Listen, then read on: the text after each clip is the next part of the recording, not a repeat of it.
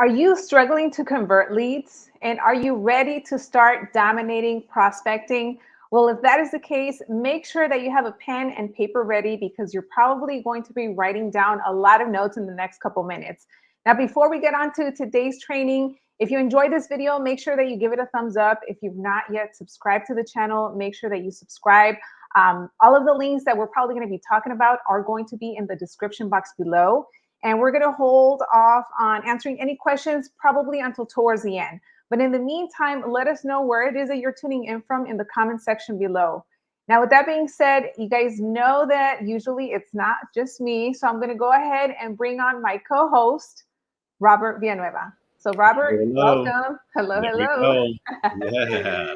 Yeah, so for maybe any new people that are joining us on this live stream, just go ahead and give a little bit of background about yourself.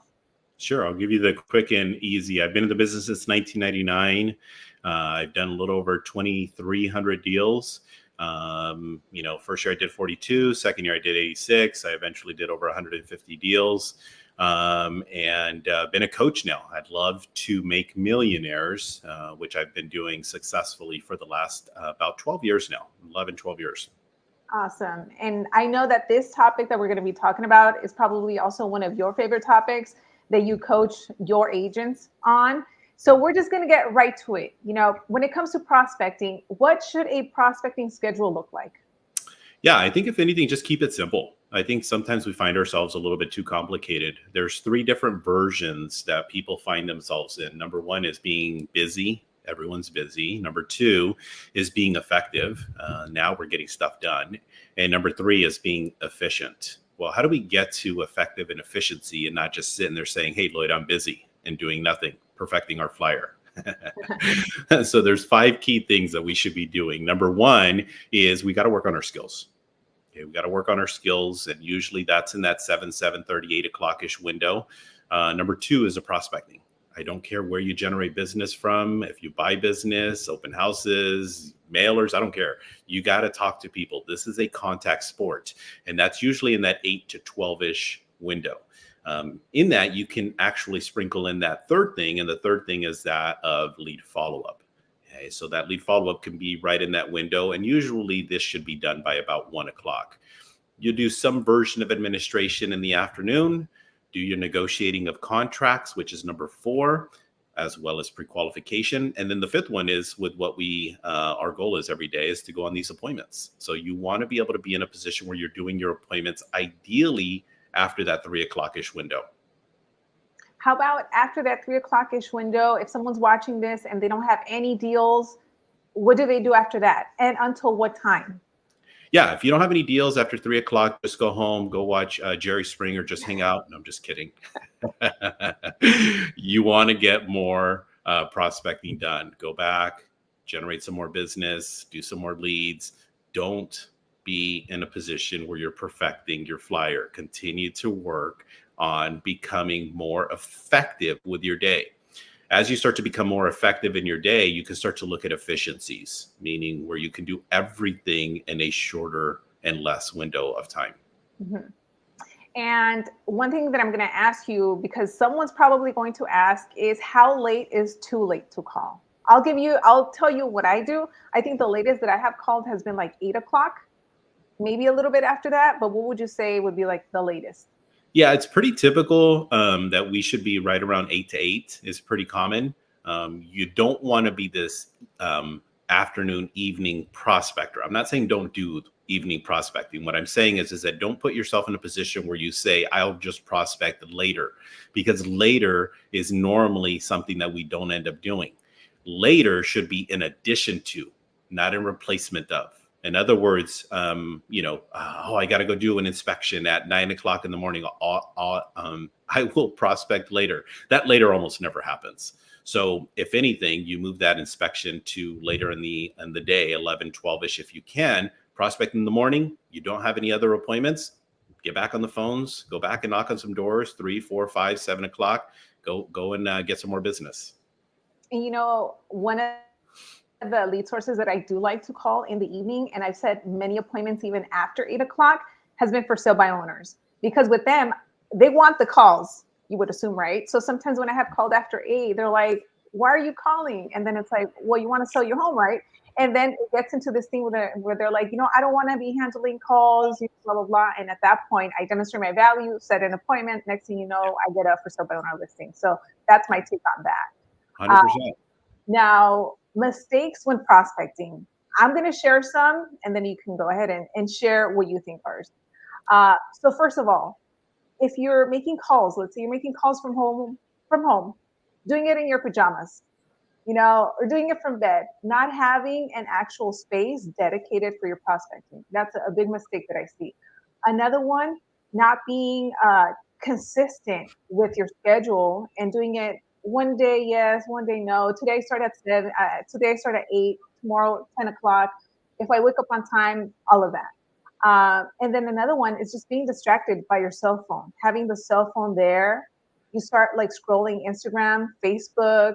Maybe you are making calls, but then you get distracted. Someone picks up, you stumble upon your words. So anytime that I am making phone calls, I always have my phone on do not disturb. So those are the three that for me are like big no-nos when it comes to prospecting. How about you? Yeah, you nailed it. I mean, it's you pretty much took the words out of my mouth. The biggest thing is, without a doubt, is distractions. Definitely distractions. But going a little bit of in a different direction. I'll play this little game with my coaching clients, and the game that we play is being intentional. And what I mean by being intentional is I'll get them to write the number of contacts that they want to make for the day. So if the goal is to make 25, 30, or 40 contacts, very simple.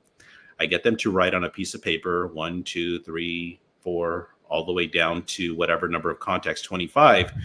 Why am I doing this? Because the goal is to be in a position where you're intentional on every single call. So on call number 1, you're going to rate yourself on a scale of 1 to 10. How intentional was I? Well, I was super distracted. I wasn't ready. I was flustered, and I just, hung up on them, and I was okay with it. And that was a 2. Then you get to the next one and you're like, okay, I was a little bit better, but I kind of gave up prematurely on the on asking the next question, and I just simply gave up. So now I'm a 6. The little intentional game that I'm referring to, it allows us the opportunity to stay focused as to with what we're supposed to be doing, and also being in a position where we're constantly evaluating from one contact to the next contact, instead of just being at the end, okay, I made my 25 contacts. I didn't get any leads. I didn't get any appointments, but I got my 25 contacts. Well, the problem is we can't go and take contacts, or even for that matter, leads, and go and deposit them into the bank account. So we have to be more intentional in what we do when we do. Yeah, I'm glad that you brought up that point, because I have heard agents tell me, I'm talking to 40 people every day and I'm not getting anything. Then it seems like it's just a numbers game. They're just like tallying up like people, but there's no actual like conversation with like meat and potatoes and all of that stuff. It's just like, hey, you don't want to, okay, bye. But nothing goes further than that. One thing that I would recommend, especially for the ladies and probably for the fellas, you would agree to, but something that I do every day, even if I didn't have an appointment, I get ready, I get dressed up, my hair is done, my makeup's done. If you don't wear makeup, that's fine, but be ready, because you never know. You get that phone call, someone's like, you know what, I need to hire an agent today. Can we meet?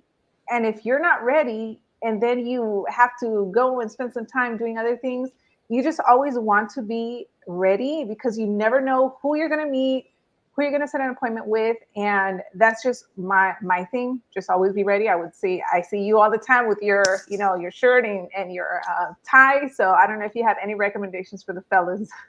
Yeah, no, for sure. Even us guys, I mean, I could use a little bit more foundation in this area for whatever reason. I'm a little extra shiny today. It's a little bit better on my foundation, no doubt.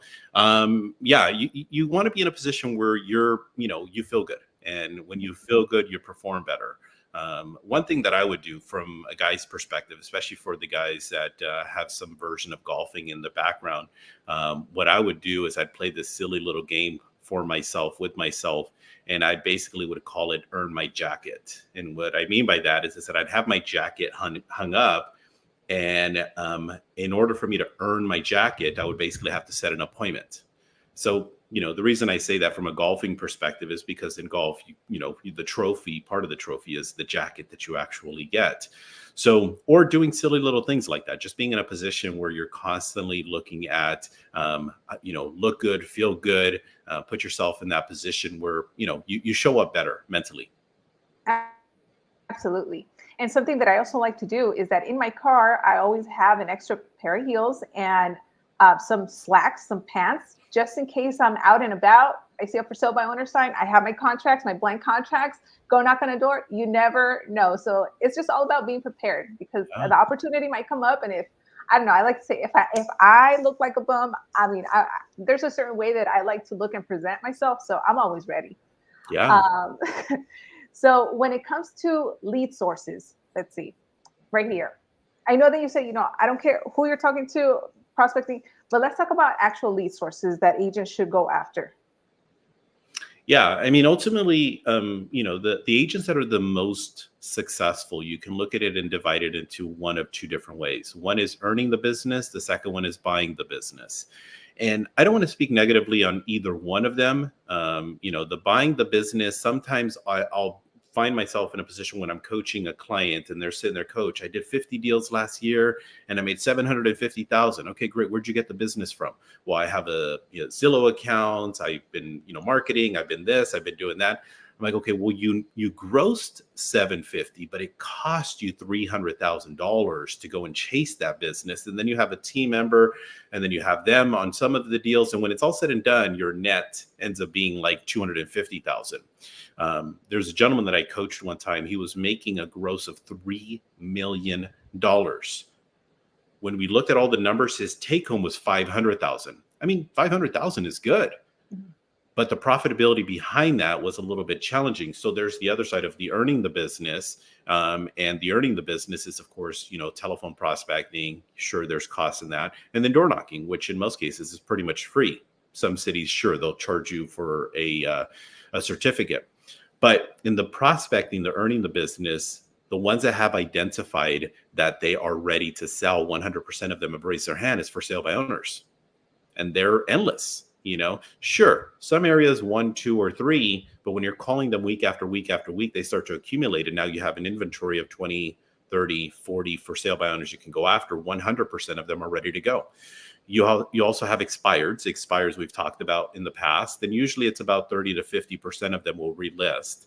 And then, of course, you can call around listings. You can knock around listings. You can call your database, which is probably the most profitable one of them all. And then, of course, you can do open houses. You can do all these other sources. But for me, without a doubt, the creme de la creme is for sale by owners, expireds, calling around listings, and your database. Those are probably the ones that are going to be the most profitable. Yeah, no, I agree. And I think just like yourself, we've talked about it in the past. If you're able to, if you have a budget for it, we would definitely recommend for you to actually invest in a service that provides you the information, because the last thing you want to do is be going to the white pages or the yellow pages and like looking for a phone number and all of that. Is just not being efficient or effective. So we always talk about Vulcan 7, vulcan7.com/Loida. Expires for sale by owners, for rent by owners, absentee owners, neighborhood search. Go ahead and go there. It also comes with a one-line dialer. So just wanted to throw that out there because I know that we always get asked, like, what do you recommend? It might not be for you, but definitely shop around and get something. That would be the next thing for me to mention. And heading on to, our second portion, which I want to talk more about converting leads, because this is something that a lot of agents struggle with. Maybe they have leads that are just a waste of time, or they are not pre-qualifying well. Or you know what, Robert, I got a lead, they want to buy. Turns out that person has a 500 credit score. So when it comes to just in general, converting leads, I think it starts with the actual maybe first conversation, building a relationship. So how do you build rapport? Building rapport is not the, I see you like coffee. I like the color of your mug. Where do I get that? That's what people do a lot of times. They walk into a house, they try to, create some version of association. And you're like, I don't even like that mug. I should have thrown it away a long time ago, and then we find ourselves in this position where we're like, oh, trying to create rapport. Rapport comes from being in tune with the person on the other side. There's a book that is called How to Win Friends and Influence People. The preface of the book is talking more about them than it is about yourself. What do realtors do, though? They talk about themselves than more about the actual consumer. I'm the greatest thing in my office. I have been in the business so many years. I'm so amazing. I'm this, I'm that. The way you build rapport is by asking who, what, when, where, why, and how type of questions. What's the benefit of making this move? How is this going to impact you and your family? Why is this move so important for your family? Who in your family is most excited about making this move? That's about them. You got to ask questions about their motivation and about them. They want to talk about themselves all day, every day. So keep it off of you and put it on them. And after we're done with this, go and watch the replay and write down this portion, because I think everything you just mentioned would be along the lines of the pre-qualifying process, asking the questions, figuring out the motivation, like what's important to them, instead of us trying to sell them on like, yes, hire me, I can sell your house and blah, blah, blah, and blah, which a lot of agents unfortunately end up doing. Yeah. So as a buyer's agent or a listing agent, how can you demonstrate your value? You know, we have the NAR lawsuit that's happening now. Some buyer's agents are like, well, is my buyer going to pay me, or how do I demonstrate my value to them? So probably the easiest thing is to create a plan of action. That plan of action is basically with what it is that you do for your clients. And in that, you can have a handful of points. For example, for a seller, having a 22-point plan of action, or a 12-point plan of action, or whatever it is, and literally write down all the things that you do to help the sellers and or the buyers. Because when people say, why should I hire you? Well, you can't sit there and say, well, I'm the number 3 agent in the office and there's 7 of us. And, I've been in the business. Like, they don't care. Okay. Oh, I'm so glad you asked. As a matter of fact, I have a 22-point plan of action. Have any other agents shared with you their plan of action? Oh, they haven't. Well, let me share with you. See, number 1, I do this. Number 2, I do that. Number 3, I do this other stuff. I know a lot of the agents actually do this, okay? But this is where it starts to differentiate. Number 4, not a lot of agents do this. Number 5, not a lot of agents do that. And see right here, number 6, this is where I really start to differentiate myself from a lot of the other realtors. So not only actually having a plan of action, but knowing how to sell your plan of action to the consumers is also beneficial. Mm-hmm. Absolutely. I was recently a part of a training, and one of the speakers asked the audience, she was like, if someone asks you, I don't know, where you're at the grocery store, tell me, why should I hire you to be my buyer's agent? Like, do you have that 30-second elevator pitch like ready? Or do you have to think about it? You have to be prepared. And I think a lot of agents, sometimes we don't even think about that. We don't have something ready. Like, why should I hire you? Why should someone hire me? Right. So if you're watching this, maybe this is going to be your homework. What is the value that you bring as a buyer's agent or a listing agent? Yeah. Going on to the next question is regarding objections. Objections sometimes is the thing that ends up like making or breaking an agent's ability to either set an appointment or actually get a contract signed. So how do you handle objections like a pro? Well, the first thing is you have to be able to be in a position where you get objections. And what I mean by that is that a lot of times agents are telling people, and selling is not telling. You have to make sure that whenever you're speaking to people, it's in the form of a question, because in that question, now it'll reveal some potential objections. So in those objections, when you do get them, write them down, put them to the side, and practice an objection handler for that. Role play, work with your role play partners, practice that specific objection, practice the bring me a buyer, practice the I'm no longer selling my home, practice the I've decided that I'm just going to relist with the same agent.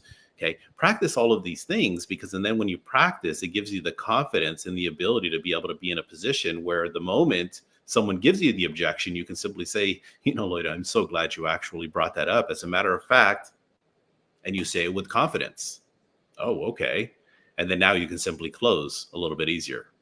Mm-hmm. Okay. So in that, while we're on that note, let's do a very quick role play. Let's say I'm an expired, you're the agent. You know what, Robert, I'm just going to relist with the last agent that I had. Yeah, absolutely. And I totally see that. I see you actually listed with Bob Smith. How'd you happen to pick Bob, by the way? Well, he's actually my cousin. Oh, okay. So, well, I see that you actually gave Bob, your cousin, 6 months of an opportunity. Loida, what do you think Bob's going to do different this time? Well, I'm not sure, but we're really happy with him. Took pictures, did open houses, kind of kept us on the loop. Yeah. So that's why we're gonna give him like another chance. Maybe it Yeah. was the market, not a lot of buyers.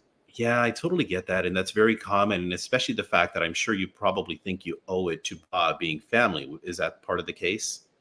Yeah, I just don't want, any drama happening if I end up hiring someone else.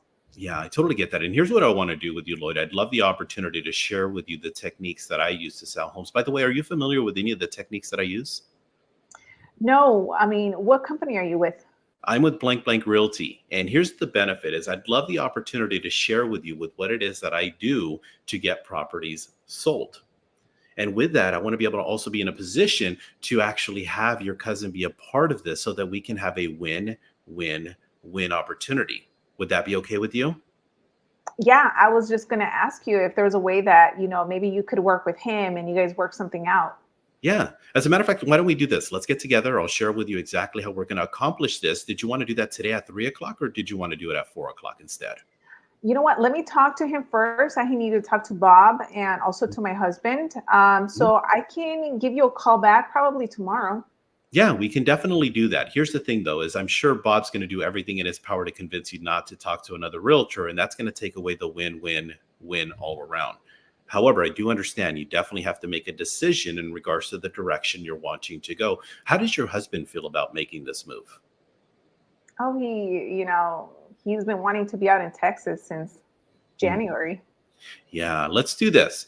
Basically, what I'm going to do is I'm going to prepare some information. I'll share with you. And the best part about this is after we meet, if you feel as if though Bob is still going to be your best option, Loida, you still have that opportunity. The only thing I need you to do at this point in time is just simply let your husband know that you met a great agent. All I need is 20 minutes of your time, and we can go ahead and go over all of the details and, of course, the benefits of that. What time does your husband get home today, by the way? Like around 6. Okay, let me take a look. I do have an opening. We can do 7, or I can even come as late as 8 o'clock. How about like 7:30? Yeah, absolutely. Let's make 7:30 happen. Perfect. And then I would go into the prequel. Okay, awesome. Yeah, I think that that's a pretty common objection, especially if Mhm. you're calling like expired. Yeah. But one other thing that an agent actually recently brought up, and it revolves, about converting leads, and that is, when you're at a listing appointment, going over pricing, and maybe there's the seller wants 900, but reality is more like 800. Mm. How to demonstrate that 800 is the price, or how to build that confidence to be like, no, this is the price that it should be and not 900. Well, see, here's the benefit of the pre-qualifying, because in part of the pre-qualification before I come out and see you is I'm going to ask you, Lloyd, what price do you feel we should use? What price do you have in mind? And you sit there and you say 900,000. And of course, I'm going to follow up with that, Lloyd. My job as a professional real estate agent is, of course, to study homes and prices. I mean, that's what I do every single day. Therefore, I'm assuming that you're going to list with me at a price that's going to cause it to sell. Well, yeah, but we don't want to give it away. Okay, that's fair. I don't want you to give it away. What's a number that you feel that would be giving it away? Well, I don't want to get into the 850s or anything like that. That's fair. I totally understand that. I got my work cut out. I'll bring all the information tomorrow. I now have an answer to the test. What is an objection I'm going to get tomorrow? I'm going to get an objection in regards to the pricing of the home. So I already know that out the top, right out the gate. So I need to make sure that my comps are very, very supportive to with what it is that I'm trying to present. I'm not going to sit there and bring a comp for $1.2 million and try to convince you to list it at 800,000. So I need to be able to show comps. Look, Loida, look at this property here. This one here on 123 Main Street. This one has 4 bedrooms, just like yours. It also has two bathrooms, just like yours. It's also 2,000 square feet, just like yours. Loida, can I share with you the disadvantage of this comp? Well, this one actually has a pool. Yours doesn't have a pool. Okay. And it's also 4 years newer than your home. Okay. Look at the price that they actually have on this home. You see that 825? Yeah. The worst part about it is this. This property's been on the market now for about 67 days, and it has not even sold at 825. So now what I've done is I've created a ceiling just based off of one comp. Mhm. And then I'm going to go through and I'm going to show the comps that have actually sold. And I say, see, Loida, I really didn't want to bring this comp for you, but I mean, it's only 1 block away from your home. And it's a 4-bedroom, 2-bath, 2,000 square feet, almost the exact same type of home as yours. And look, they sold it at 750. I get it. I understand. It's, I really wish they could have gotten more. Okay. But this is your neighbor. So, and everyone is going to see that as a comp. So now what I've done is I've created a barrier or a basement, and for that matter, a ceiling. Another question that I like to ask during that pre-qualifying, when let's say someone tells me, yeah, I want 900,000 for it. I like to ask them how they came up with that number, because then they'll be like, oh, Joe down the street sold his house for 950, blah, blah, blah. So I take note of that. So once I'm doing my homework, then I can kind of do the approach of, that home was actually 3,000 square feet. Yours is 2,100. So there's a difference. And now they're like, oh, I didn't know that type of thing. So it's just digging and asking more questions. Yeah, it's always gonna be that. You got to ask questions. It's always going to be question based. Absolutely. If you guys have any questions, go ahead and drop them in the comments. And before we continue, next week, June 10th through the 14th, I will be doing a Dominate Prospecting Bootcamp. This is for those of you that are struggling to convert leads. Maybe you're wasting time with leads that are just not worth anything, or maybe they're just kind of, I don't know, they can't do anything. I'm also going to be covering, appointment setting and so much more. So if you guys are interested in joining that, just go to dominateprospecting.com. There's a link in the description box below. If you're watching this after June 14th, still go to the link, because there's probably going to be details on when I'm going to be doing the next one, or any future trainings for that matter. Now, let's see if there's any questions. Any questions, go ahead and drop them now. Now, before we wrap this up, because we're almost at the 30-minute mark, Robert, for anyone that maybe has call reluctance, they know they need to be prospecting, they know they have to do it, they see people having success, they know it works, but they're just struggling to pick up the phone. What is one thing to kind of get them out of that block that they're having mentally? Yeah, it's one of two things. It's really what it boils down to, the call reluctance. Call reluctance comes from, number one, not knowing what to say. And that's a big thing. You find yourself, you look at the phone like as if it's this big, hairy, audacious monster, right? And you even pick up the phone and you start to die, like, I can't do this. I can't do this. And you find yourself in this constant state of frustration. So you have to be able to be in a position where you have the skills so that you can have the confidence with that. Number two is you have to have goals. You got to know why you're doing this, because in the knowing why you're doing this is going to put you in a position that no matter what, you're going to be able to perform. Okay. So you have to be very specific as to the goals that you want and what you're looking at achieving, because when you find yourself in a position that I'm doing this for that reason, you're going to find yourself doing with whatever it takes. Absolutely. And I think also, we all learn as we're doing things. So you're not going to be perfect the first time. It's going to get better every single time. And I like to say, if you're making calls and you mess up, you're never going to see that person in your life anyway. So just forget about it and continue moving on. Yeah. There's only 2 questions that came in. I'll answer them very quickly. I don't know if you have to get going, but the first one is if you should go to college or online real estate school. You could just do an online school. There's no need to go to college or anything like that. In terms of, content that you should post on social media, Janet, I have videos on my YouTube channel in regards to content and social media and video creation. So just go and search through that. And where can I find Robert's coaching? Yeah. That's for you, Robert. Yeah. So basically just look me up everywhere. I mean, you can find me on pretty much all the social media platforms. It's basically my name, the Robert Villanueva. You can find me on Instagram. You can find me on YouTube, Facebook, Tinder, farmersonly.com. You can find me on all of the platforms. Okay. So yeah. And also in the description box below, we have a link to the Top Realtor Training Facebook group, which is Robert's Facebook group, where there's always trainings and role plays happening. We do role play every single Wednesday, so you guys can tune in. So just make sure to check that out. Check out his YouTube channel, all his links. We're both part of Real Broker. That's how we were able to meet and collaborate on things like this. So if you've been thinking about making a switch for brokerages, or maybe you want to learn more about Real, reach out to us. There's also going to be a link in the description box below. And with that being said, thank you so much for being here. Robert, thank you so much. And we'll see you on the next one. Yeah. Bye. Bye.